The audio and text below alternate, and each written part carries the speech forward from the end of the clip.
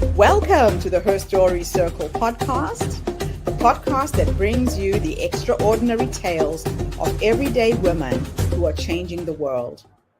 I'm your host, Gertrude Mache, and I'd like to acknowledge traditional custodians of the land on which we meet today. I also like to pay my respects to elders, past, present, and emerging. Every week, we dive into the lives, challenges, and triumphs of women from all four corners of the globe. We're here to inspire, enlighten, and connect, sharing stories that uplift and empower. So grab a cup of coffee, settle in, and join us as we explore the incredible journeys of women shaping our future. This is Her Story, where every woman's voice matters. Hello, everybody, and welcome back to the Her Story Circle. This is Gertrude Mache here in beautiful Melbourne, Australia. And today I am graced with the presence of yet another fascinating woman. Welcome, welcome, welcome to our tribe. Please tell everybody your full name, where you're based, and share your story with us today.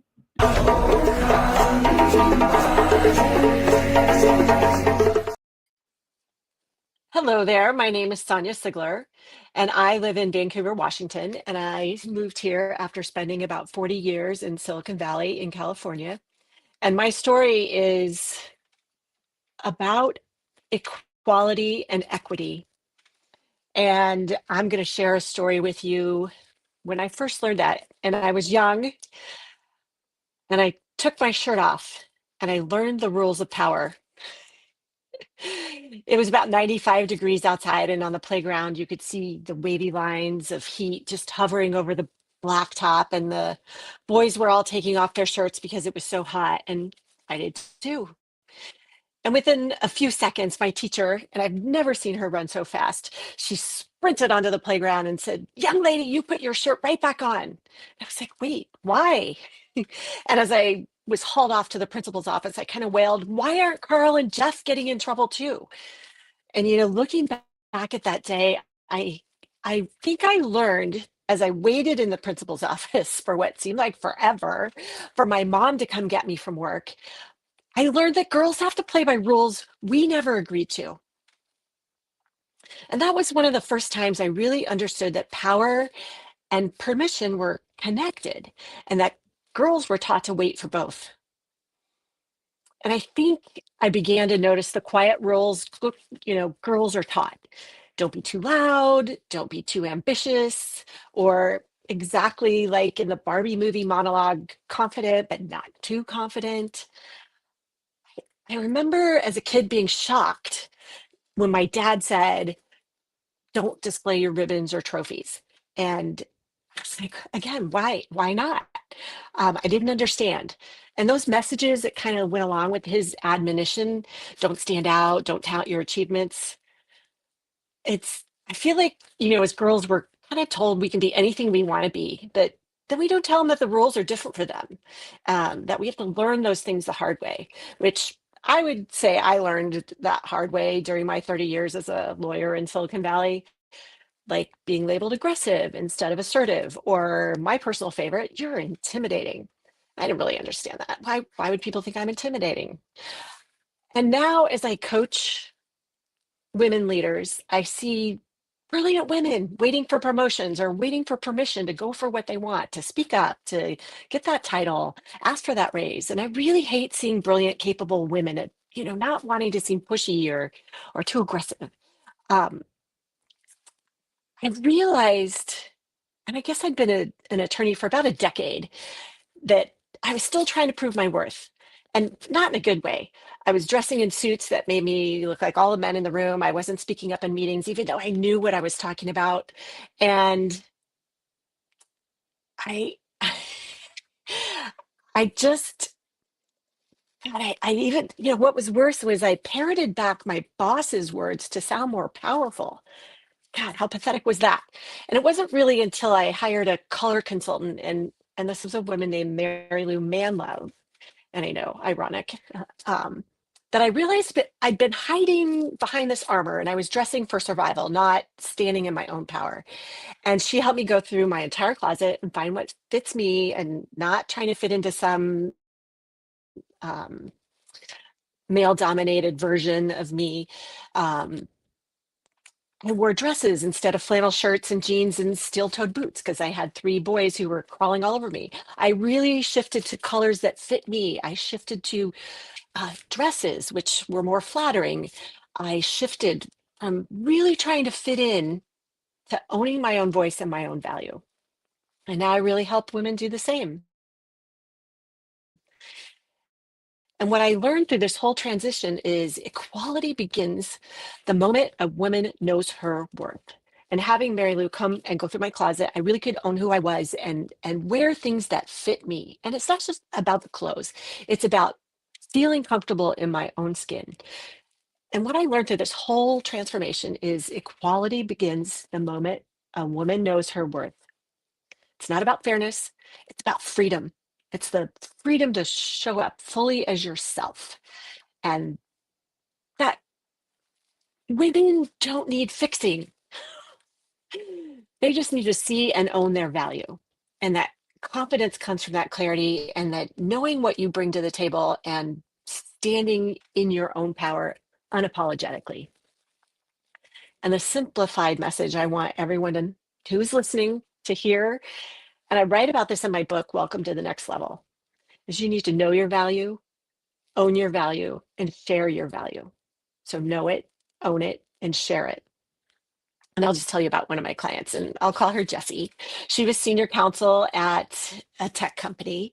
She came to me because she was super frustrated that she kept getting, meets expectations in her reviews and paltry raises. And even though she was mentoring half the legal department, um, she didn't see her ability as doing all this conflict resolution and mentoring the people in her department and building that level of trust among colleagues. She didn't really see that as a leadership skill. And she just saw it as kind of, I'm being helpful. And once she recognized that it was a leadership skill, she started documenting the impact of it and articulating it clearly to the higher ups and the ones making decisions. And she, 3 months later, got promoted to assistant general counsel. And it wasn't because somehow overnight she just suddenly became capable. It was really because she owned the skills that she had as a leader and she shared it with the higher ups. And so that's how the world changes, one confident woman at a time. So, what would the world look like if every woman lived this way? So, lived like how I changed, lived like how Jessie made that change. What would that look like? And I'm thinking it would be pretty darn amazing if when every woman woke up, she already knew she belonged in the room. No second guessing, no apologizing, no shrinking to make others comfortable. I see that all the time. She negotiates her salary with calm and confidence. She mentors other women and reminds them of their worth. She raises daughters who never doubt their own brilliance. She raises sons who don't doubt that in women. In that world, I think offices, boardrooms, conference rooms, they all sound different. Decisions balance logic with empathy. I think innovation flourishes because every single voice is heard. Pay gaps close. Leadership teams diversify, and performance soars. Not because there are quotas, but because value is finally visible in everybody, men and women. I see companies thriving because they retain their best talent, men and women. I think families thrive because women no longer carry that invisible weight of trying to prove their worth on a daily basis. And that next generation, the girls running across the hot playground like I did, they grow up free to be themselves. They're unafraid to take off the metaphorical shirts they're wearing because they've never been told they shouldn't. That's the world I'm fighting for. A world where equality isn't granted or earned, it's just owned, one confident woman at a time. That's the world I want, and that's the world I'm helping others fight for. So don't wait for permission to be equal. Choose it. Sonia, what an incredible story. You know, I can see this crazy little girl just running around, sweet and innocent, not knowing that she was different from the boys, and just it logically did not make any sense. I'm And your still trying story, to figure out why. it is so bold and unforgettable. But what did that moment in that playground teach you about gender and power? One of the things it told me is you have to seize the power. You just can't give in to the powerlessness of it, that you have to take ownership in it. Yeah, it's up to every single woman to seize it. And you also said that equality begins the moment the woman knows her worth. What helped you to realize your own value? I think the minute I started dressing differently, and I don't mean it like what I was wearing. I just mean I dressed for who I was, not for Right. a role I had. So not as a lawyer, not in a male dominated industry as a lawyer, not in a male dominated company in the video game industry, which was very male dominated when I worked at Sega. And the minute I Mm, embodied who I was, I could own that and I could own my value. I like that. So, how did your 30-year legal career shape your understanding of justice and fairness, especially for women? I think it's easy to fall into a trap of all of those rules, those quiet rules I talked about. It's easy to fall into Yes. that no matter what industry you're in, no matter whether you're a lawyer or in an industry that's supposed to be all about fairness and justice. It's easy because those gender rules, unspoken as they are very strong. And I think that for the first, I'm going to say first 8, 10 years of my career, I Mm, fell right in line with that. And I gave up my power in terms of speaking at meetings and, you know, taking my seat at the table, as it were. And I think that, yes, 10 years in, learning that, made the next 20 a lot better. that's wonderful. So, why do you think women still feel the need to seek permission to lead, to speak, or to shine? I think those messages are so strong and so ingrained that it's really Mm, hard to ignore them unless you take one little step that gives you a little more confidence, and then you can take the next step and build that level of confidence, and then you see how people react to you differently. And once that mhm. starts happening, it's easier to remain confident in other areas and take take the bull by the horns, so to speak, and really own your power. I love it. Now, what does inspired action mean to you, and how can women apply that in their own lives? Inspired action to me means doing one thing for you. So whether that's one phone call or sending one email, it's taking action that serves your own priorities. Because the minute you take action or I take action, the next person is inspired to take that action as well and to help Mm. themselves reach their own goals. Oh, I love that. Now, you created a framework around the acronym WELCOME. How does that empower women to rise higher in their careers? The three secrets are really have a goal, and then to be able to know and understand your value, and then to be able to share it with others so that whatever your goals are, you can reach them by being yourself, by knowing what you Mhm. want and staying true to that. And when people own their value and share it with others, you are seen for who you are as opposed to some role you were playing or some industry fiction. So it's really powerful when you step into that ownership level of whatever your value is and start sharing it with others.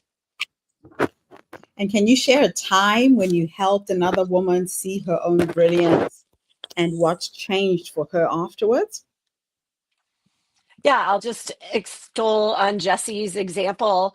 She didn't understand that the skills that she was um, showing in terms of being helpful to her colleagues, she didn't see those as leadership skills. And when we talked and we're in a coaching relationship, I got to see firsthand that she didn't see that. And then when I explained to her and I asked her questions about it, she's like, oh, it is a valuable skill. I do these things naturally. So for her, when she realized, oh, I am a leader in my own department, then she could say that and she could see the impact of that to others and others in the department, and how there was less conflict, how people got along better, how they respected each other better. And that impact is what led to her being promoted. Oh, wow. So, what are some of the biggest myths about equity and equality and success that women need to unlearn? I think staying quiet, I think, I, gosh, all of those things of don't ask for raises, don't be so assertive, all of those things where I get called aggressive, but my male colleague gets called assertive. All of those things, don't play into those. Like, call it what it Mm, is. I'm doing my job as an attorney and being a zealous advocate. I'm not being aggressive in a way that is different than men. It's the same trait. It shouldn't be valued any differently because it's me, I'm female, and my colleague is male. that is so true. Now, many women hit a turning point in their 40s and 50s. As you mentioned, that mirror moment, what advice do you give them when they ask, is this all there is?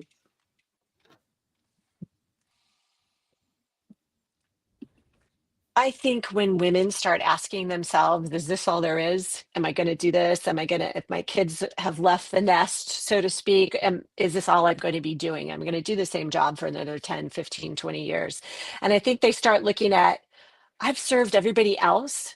When am I going to serve myself? When am I going to take care of myself? When am I going to follow my dreams? And I think that when women start asking themselves that, they can say, I don't want that anymore. I want this. I'm going to go for this. And either they have the skills and they're deploying them in a different way for themselves and serving their own goals, or they realize, I need some help. That's usually when they find me and I help them get unstuck so they can reach that next level, whatever that is for them, whether they're looking for a raise or a promotion or whether they're looking for an opportunity to start their own business. That's really Yeah. who I help and when they find me. Oh, I love that. So, how can women balance ambition and authenticity without feeling like they must choose one over the other?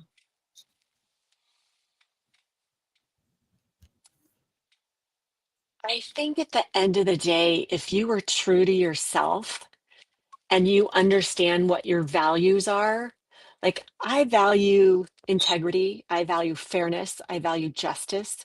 So the work that I do maps to that really well. If I Yes. valued quiet time, I probably wouldn't be in a role in a coaching capacity or a lawyer capacity.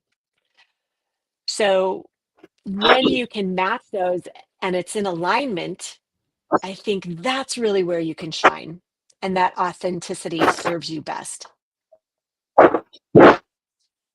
We've got a question coming from LinkedIn from Agnes. Agnes, thanks for tuning in. Agnes says, it's scary being real, though. Where do you find that courage and touchstone? Thank you, Agnes. I think that's a great question. I had a friend write me a letter a Mm. few years ago, and she said, I don't understand how you have the courage to do all the things you're doing, like write a book, write another book, write a third book, um, to up and move from where you lived for 40 years. She said, do you have some reserve of courage I don't know about? And the answer that I gave back turned out to be a blog article about being true to yourself. So I'll tell you, I'll share a funny story. I play trombone. I've played trombone since the fifth grade.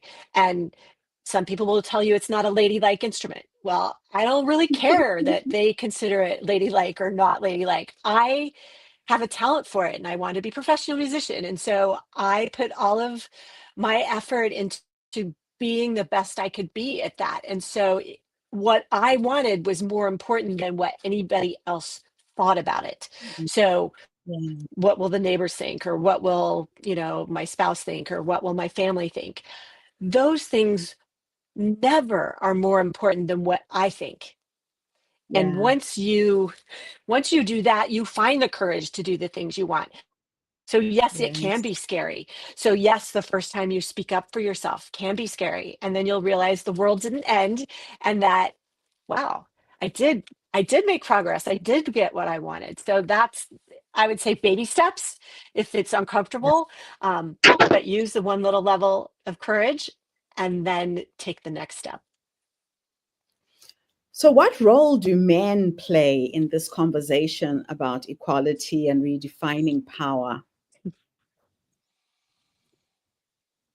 I think it's really important that men are part of this conversation because Mm. we're sisters, brothers, husbands, wives, co- colleagues. We're all in this together. And Yeah. if we can just be seen as human versus seen as men and seen as women, how much better off are we going to be? That picture I painted of the world, where women just wake up and they know they belong, that's what I want for both men and women. We definitely want the next generation to have everything equal. Our daughters, our granddaughters stepping into a world where they are not less than because of their gender. Now, if your younger self, that little girl in the playground, could see you now, what do you think she would say? And what three nuggets of wisdom can you give her based on what life has taught you up until this point? I think she would look at what I've done and she'd say, you go, girl. And I think the wisdom is never, never put other people's wants above your own. And I mean that in terms of being true to yourself. So stay true to yourself. Hmm. It sounds simple, but it's complex. So, what is one small, tangible step that every woman can take today to own her value?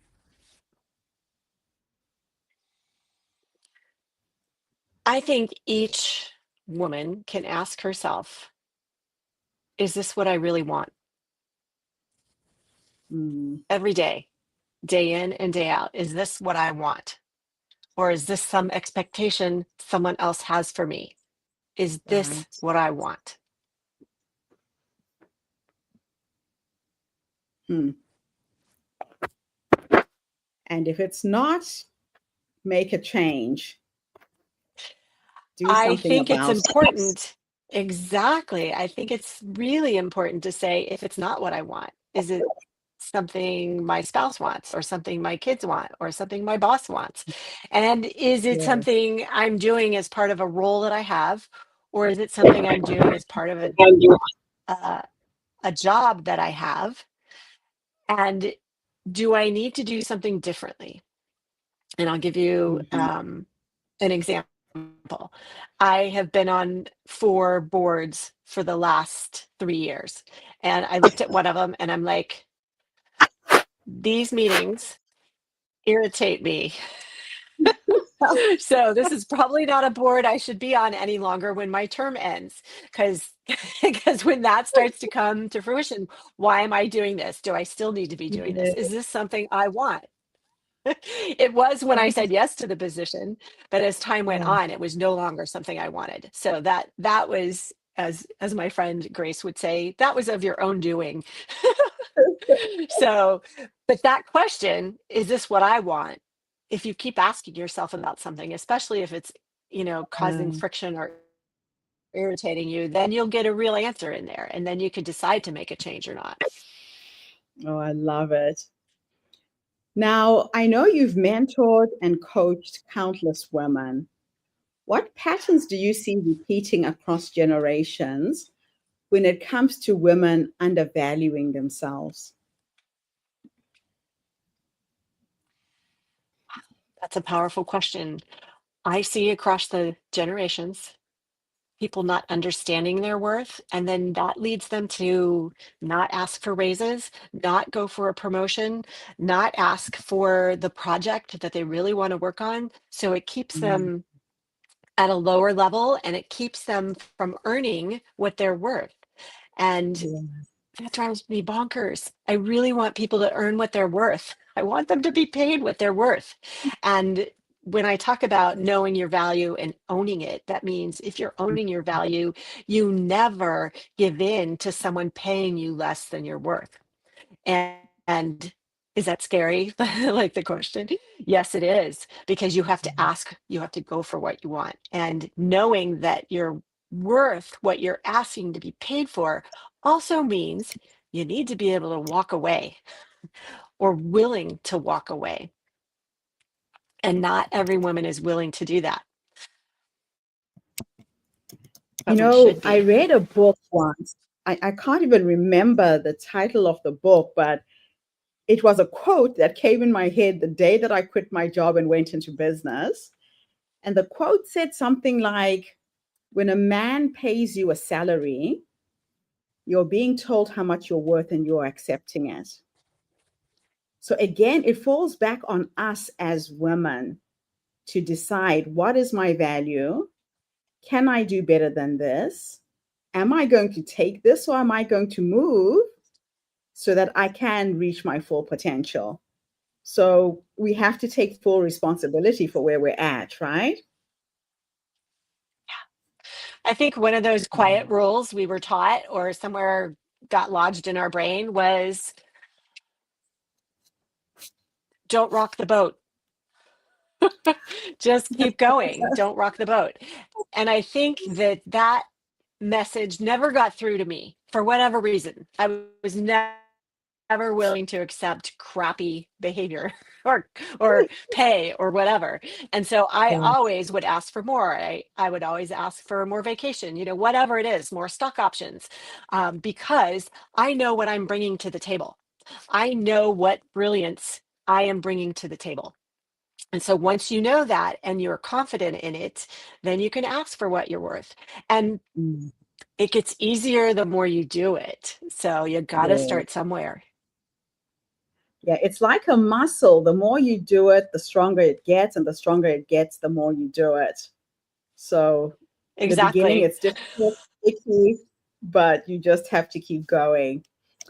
My last question for you is a bit futuristic, and I'm going to teleport you into the future. And we are going to go and meet the 90-year-old you. And she is sitting in her rocking chair, surrounded by her children, her grandchildren, her great grandchildren, or maybe she's on a dance floor, with science and technology and your character, you'll probably be dancing somewhere. If we could go into the future to meet this wise woman who has led you up until this point, what will you say to her when you finally meet her? You have more wisdom to share. Don't give up now. Keep writing. I love it. I love it. I love it. And the reason why I like to ask women this question is a lot of women don't realize that the wise woman is already in all of us. that she is that quiet voice that prompts you to say, this is not fair, you deserve more. And we need to listen to her. The problem is that we look outside of ourselves for answers all the time. Sometimes it's just being still and going within to get the answer. Sonya, thank you so Absolutely. much. How can people find you? How can people solicit your help? What is it that you're doing to empower women? I have several books and I have several courses that are on demand, and I coach Yep. people in groups and one-on-one, and you can find me at sonyasigler.com. And I can answer any questions on there and answer any questions by email. So sonyasigler.com. Fantastic. Thank you so much for coming, for sharing your nuggets of wisdom. I've got your website at the bottom of the screen. If anybody out there is needing support, needing help, needing that little boost of confidence, please don't try and do this alone. There are people out there that can help you get there. And Sonya is just one of those dynamic women who can. Thank you, Sonya. Thank you so And thank much. you to everybody for tuning in. The Her Story Circle is not just a podcast. We are a social impact movement that brings you the stories and voices of people from all over the world. We share these stories to uplift you, to inspire you, to energize you, but most importantly, to take you from where you are now to where you're trying to go. So tune in again tomorrow when I interview yet another amazing guest. In the meantime, have a fantastic day, morning, or evening, wherever you are in the world, and bye for now. Bye, Sonya. Thank you for tuning into the Her Story Circle podcast. I hope today's story has inspired you to believe in the power of our stories and the difference you can make in the world when you use your voice. I'm Gertrude Mache, and it's been an honor to share this space with you, where voices from all walks of life come together to weave a rich tapestry of diverse perspectives. Don't forget to subscribe, rate, and review our podcast to help us share these stories with more listeners. Follow us on social media by looking for the Her Story Circle podcast for more updates. And join us tomorrow for another episode filled with courage, resilience, and empowerment. Remember, your story matters, and together we're building a stronger, more inclusive world. Until next time, keep making her story. Thank you